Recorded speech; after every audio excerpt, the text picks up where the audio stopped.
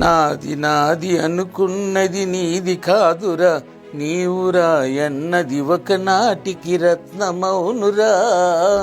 ఈ పాట నేను ఎందుకు చెప్పానంటే దీనికి ఒక ఇష్టం ఉందండి, దాన్ని లాస్ట్లో రివీల్ చేస్తాను మీకు. అదే మన ప్రకాశం బ్యారేజ్ దగ్గర ఉన్న కృష్ణా నదిలోకి నీరు ఎరుపు రంగులోకి మారి అరుదైన దృశ్యాన్ని ఆవిష్కరిస్తుందండి.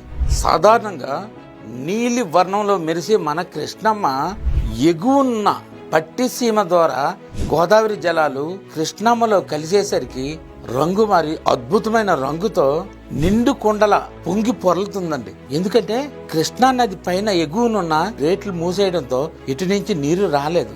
కానీ మన చంద్రబాబు నాయుడు గారు దూర దృష్టితో పట్టిసీమ నుంచి పంపింగ్ చేసే నీరు ద్వారా ఇప్పుడు మన కృష్ణమ్మలోకి వాటర్ పరుగులు తీస్తుందండి. ఈ పరుగులు తీయడం వల్ల కృష్ణా డెల్టాలోని రైతులు చాలా ఆనందంగా ఉన్నారండి. ఎందుకంటే కృష్ణా డెల్టాకి ఆ నీరే ఆధారం.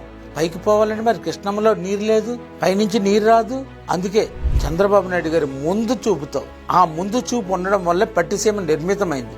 ఆనాడు గొడ్డల పార్టీ వారు అది వట్టిసీమ అలాగా ఇలాగా అంటూ లేనిపోని ఆరోపణలన్నీ చేశారండి. అందుకే నేను అన్నాను, నాది నాది అనుకున్నది నీది కాదురా, నీవురా ఎన్నది ఒకనాటికి రత్నమౌనురా.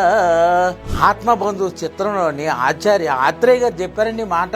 అట్లాంటి ఆత్మబంధువు మనకి చంద్రబాబు నాయుడు గారు. నిజం చెప్పుకోవాలంటే గత 10 ఏళ్ల నుంచి ఇంచుమించుగా నాకు తెలిసి పట్టిసీమ నుంచి 450 టీఎంసీల నీరు పంపింగ్ చేయబడిందండి గోదావరి నుంచి కృష్ణా నదికి. దీనివల్ల మన కృష్ణా డెల్టా రైతులకు నాకు తెలిసి 100% అంటే సుమారుగా 50,000 కోట్ల రెవెన్యూ జనరేటర్ అయి ఉంటుందండి.